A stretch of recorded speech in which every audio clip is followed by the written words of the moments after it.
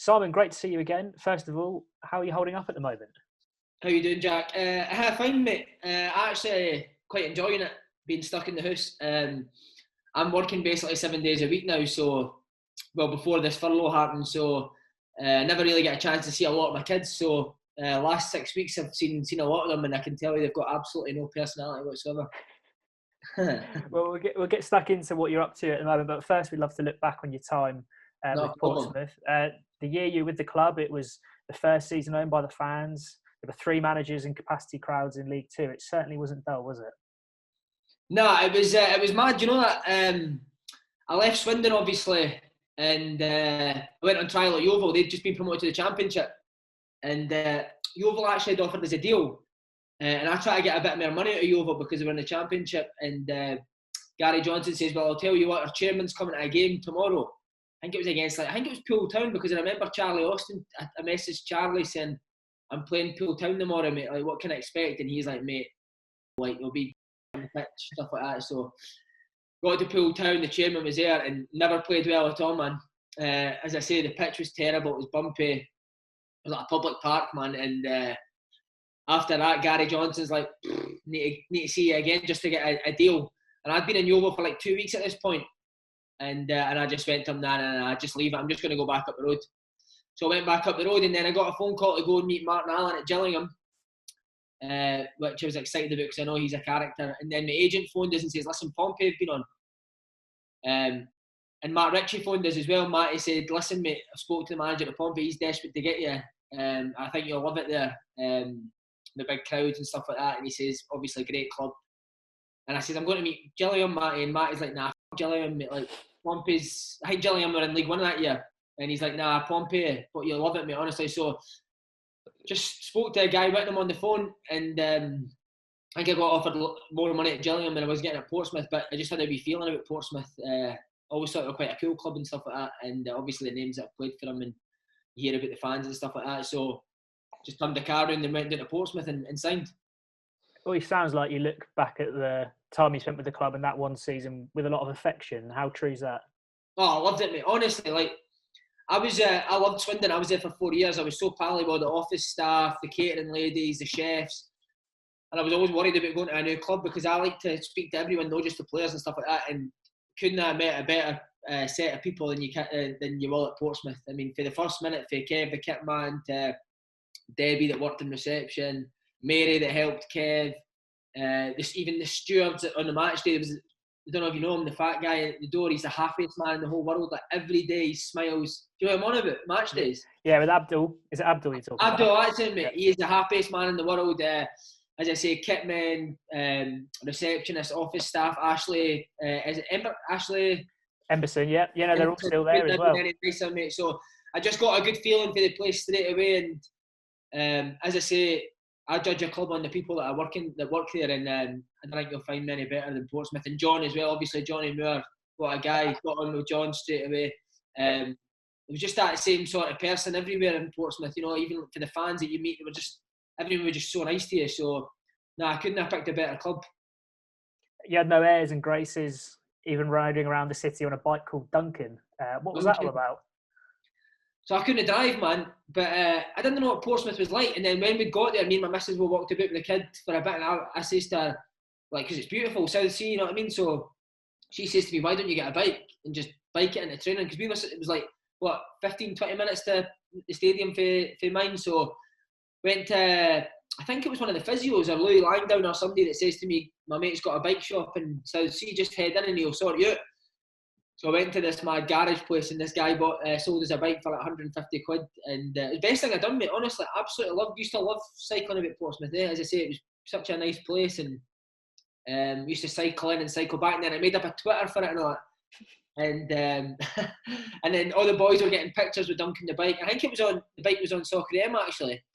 But even just Portsmouth, the type of place it was, like, everyone buzzed off me having a bike, and they would always talk about it and stuff like that. So, good times, man. Funny. Did you feel like you did yourself justice in your time at the club as well? Do you know what? See, the games I played, I thought I probably did. I think I played quite well the games I actually played. Obviously, terrible injuries. My back's still sore now. I started that year at Portsmouth, and I've never really been able to get over it since. But when I played, like, I always thought I'd done quite well. I think the first maybe 5 games at Fratton Park, I got man of the match. All right, the results weren't going well, but I think when Johnny Ertel wasn't playing, Guy would make me captain. As I say, I just wish it was a better Portsmouth team that I'd played in, because, as I've said before in interviews, even when we were getting beat, like, the crowd was amazing, man. Probably the best crowd I've played under, in terms of no getting on your back and proper getting behind the team, and always enthusiastic and trying to help the team instead of bringing the boys down. I think they probably understood that we weren't as good a Portsmouth players as what they've seen before, and it was kind of their job to make us a bit better by being that cliche 12th man. But no, they were on and outside walking about Portsmouth and that as well. Honestly, I never faced one bit of bad criticism for one Portsmouth fan, and that speaks a lot for them. It sounds like you loved it down there, like you said. Your family moved down with you as well. Could you have easily settled down in the south, or was it always going to be back home to Scotland? You know, see, when I left Swindon, like, my missus said, please can we get closer up north, and it ended up 2 hours further away. But now, as I say, she struggled, man, my wife, because she's so close to her mum and dad and stuff like that, and she would obviously just had her first kid, so she was wanting to get back up the road. So for the first 6 weeks, she kind of struggled, but just because I had the beach and that there, like, we'd go to the beach with the kid a lot, and that would lovely parks and that, and restaurants and bars. So she kind of got past that after 6 weeks, and then we got burgled, and that just put it all back to the start again. So she ended up going back up to Glasgow. I think it was just before Christmas, and I was basically down in Portsmouth for 6 months. Just me, Ricky Holmes, Joe De Vera, and Jed Wallace, which was probably not a great idea. Your only Pompey goal came at Burton. Do you remember anything about that game or the goal itself? I do remember it. We started really well, and then Burton came back in. I think we were desperate for a win at that time, and I remember Holmesy ran through, and I knew that Holmesy was a greedy man, so I knew that he wasn't going to pass. So he shot, and I think Pickford spilled it or something. Is that right? And I've kind of basically slide tackled it in. So buzzing that I've scored against Jordan Pickford, but is it Mutakill got sent off, didn't he? But I was probably more happy that John Sullivan had a good game that game. He was obviously down in the dumps, and I think he had one of his better games that day, so he was absolutely buzzing on the bus. But no, it was great to score. To say I've scored for Portsmouth, but do you know what I mean? A big club is always good to tell the kids. It started to look quite bleak at one stage during that season, and then Andy Orford became the third manager, and you strung a run together. Did the confidence just surge back into the team then? Like, see, Guy Whittingham, Guy was a great guy, but he was a great guy. He just never had that fear factor amongst the players. And I think in the lower leagues, especially, the players need to fear the manager, because, like, I went for Paolo Di Canio, who, if you'd won 1-0 and the performance wasn't good enough, you'd be pinned up against the wall and you'd be told it was unacceptable. And I'll never forget my first game. I think we started really well against Oxford. We were absolutely battering them in the first half. Johnny Ertel got sent off, and then we ended up getting beat 4-1. And I remember coming in after the game thinking, oh wow, this dressing room's going to get turned upside down here. And I think Guy went round and shook everyone's hands. And I was just thinking, nah, like, that kind of happened. Like, if you want to be successful, man, it can't be nice. It can't be nice when you're getting beat 4-1 in front of 18,000 fans. Like, people need to know that they're not doing what's expected of them and what's expected of the fans. And see, to be fair, Guy had some great ideas on football. And I used to talk to Guy quite a bit on sign-ins, and he used to confide in me quite a bit, which I liked as well. And he wanted to play football the right way. Like, he wanted to pass the ball, and that's one of the reasons that I wanted to play for him as well. But when you're not doing well in League Two, you need to change that sometimes. Like, even with Di Canio at League Two, if we were playing great, he would just tell us to turn the ball and we'll play on seconds and we'll get up. Whereas Guy kind of wanted to stick to his philosophy, which is fair enough at the top level. I think you can do that, but especially in League Two, you need to be able to mix it up. And Off's done that, to be fair. Off's was... I really wish I was fit for more of Off's games. I think he made me captain as well. At Dagenham, I played and done my back, but like, as soon as Off came in, sat us all down, absolutely nowhere near the standards of Portsmouth. He's miles off it in terms of quality, in terms of battling, in terms of personality, and he'll not accept that. I remember he gave, I think it was his first game, he gave probably one of the best team talks I've ever heard about basically the history of Portsmouth, man, and like the stuff that the fans have done to save the club. And I thought Guy should have tapped into that a wee bit more. But Offs he was a great talker. Offs, you know, he could properly get you up for a game, and I think that if Guy could have put that with his kind of philosophies, I always thought they'd have been a great partnership together, and it always baffled me why Offs wasn't the guy's assistant, because I think he was in the previous year, and I think that would have been a great balance. Because Guy obviously was great on the man management side of things. He was great. He was very good personally with you, whereas Offs was more about the group and everyone battering in. So I think if you can mix the two of them together, you'd have one hell of a manager. But I think Offs at that time was exactly what the club needed. But it was Richie Barker in between that. Yeah, I was going to say, what was your thoughts on? You've sort of gone into it already, but what were your sort of thoughts on the similarities and differences, and how they affected your game? So Richie Barker's training was very good. I enjoyed Richie Barker's training. Again, I was never really that fit for any of them, so it was a bit of a struggle for me.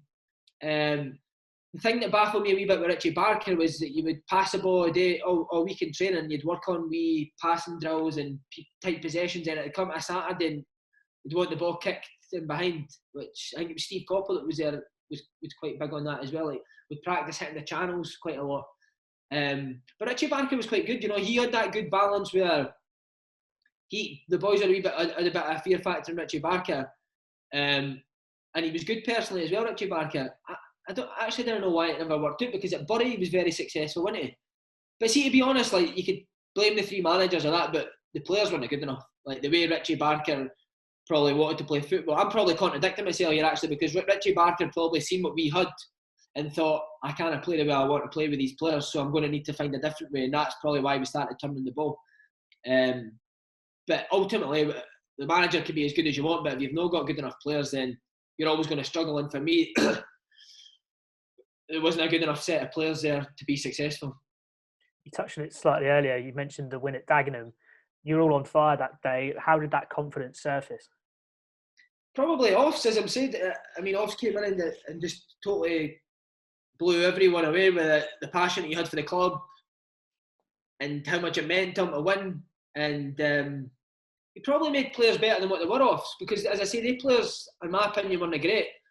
And Offs probably made them better just down to confidence. He made us hard to beat. He was quite a defensive manager, Offs, which I thought we definitely needed at the time because we were conceding far too many goals. He made us hard to beat. And then he would just let guys like Ricky, Jed, Pat and Dave go and do their stuff up top, whereas we brought in Danny Holland, who I played with at Swindon, and me and him would basically just sit in front of our back four and then let the other four boys go and attack.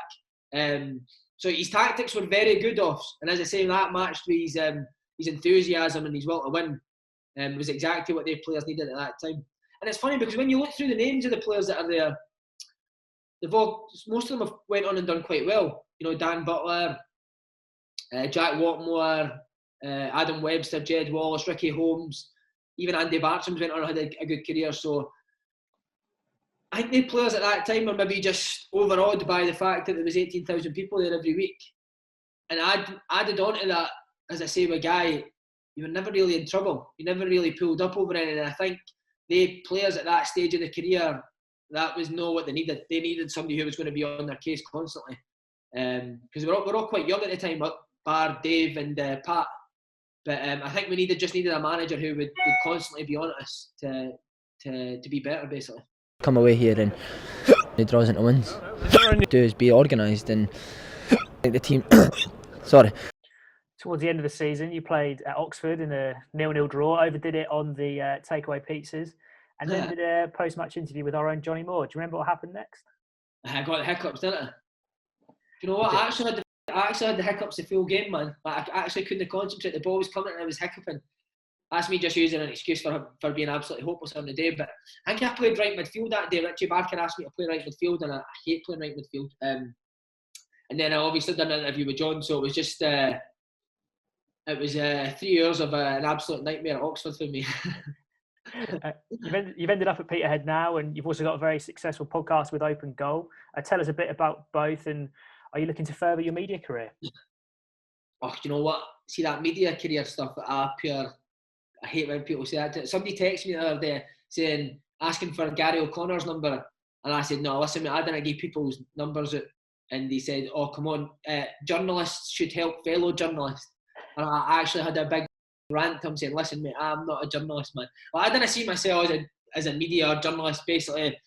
I went and signed, after I left Portsmouth, I went to Dundee and my back went again. Hardly played again. So my mate was the manager at Peterhead and said, just come and play for us and enjoy it. You don't need to train every day, so your back will be fine. And then obviously when you go for full-time football or part-time football, you need to find someone else that brings money in, basically, mate. So I started coaching at Celtic, the kids, and then I mean, it's like he calls himself? What is that? What's Mad Men in that? What are they called? Advertisement. He's like, yeah. He done all that. So he's like, mate, I've got a great idea that you should definitely do. Like, podcasts are going to be huge. This was like, what, 3.5 years ago, and I'd never heard of what a podcast was. And he said, like, you'd be perfect for it, man. Just, we'll get players on and we'll talk about stories and all the stuff that's happened in your careers, and it'll go for there. And never thought anything of it, mate. So we done like 5 interviews and put them out there, and it just blew up, man. And then since that, we've just kind of went from strength to strength, and we're obviously sold out like 13,000 arena in Glasgow. So I'd like to keep doing this, mate, and see what happens. Ultimately, media and that, I always want to be involved in football, mate. So if I could either talk, coach, or play football, I'll do that. Like if somebody asked me to be a media guy and go and talk about cars or something, then I'd absolutely not. No matter how much money you offered us or we wanted to speak about anything other than football, mate, I couldn't do it. So I just enjoy speaking, or as I say, speaking, playing, or coaching football, man. Who's been your favourite guest so far? Favourite guest needs to be McCoist, mate. McCoist's a hero, honestly. Like, I never met Alan McCoist before. I interviewed him, and he was late, which people told me he's always late. So came in, and like usually people in a hurry can't wait to get away, and he couldn't have been. Like, he's like, take your time, take as long as you need.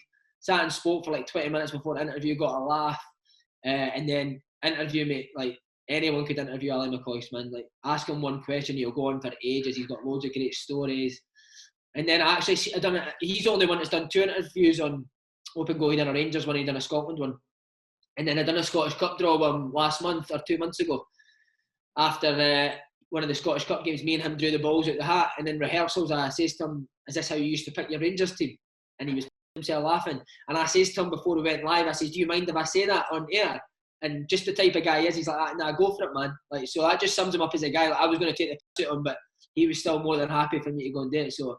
And he still messages and asks about how Open Goal's going, and seeing that he's delighted at how well it's doing. So he's exactly what he is on the radio, mate. Like, some people put an act on and that, but he's a top man. Besides McCoist, who would be your dream interviewee? Who would be the one that you really want to tick off? Do you know what? I'd actually love to get Dave Conley on it, but he's not on Twitter and that, so it's quite hard to get in touch with him. I actually had his number for a while, but I think he's changed it. Because I was quite tight with Dave at Portsmouth. So I'd love to get Dave on, because he used to tell me stories about him and Roy Keane and Richard Dunn in Ireland, Duncan and all that. His stories were brilliant, man. So he's doing TalkSport now, isn't he? I'll need to try and get in touch with him. But DeCanio would be perfect, mate. But he actually messaged DeCanio and he got back to saying, "Yeah, no bother, Simon." And then I've actually set it in stone, and he's just patched it, man. So I don't think he's going to do it.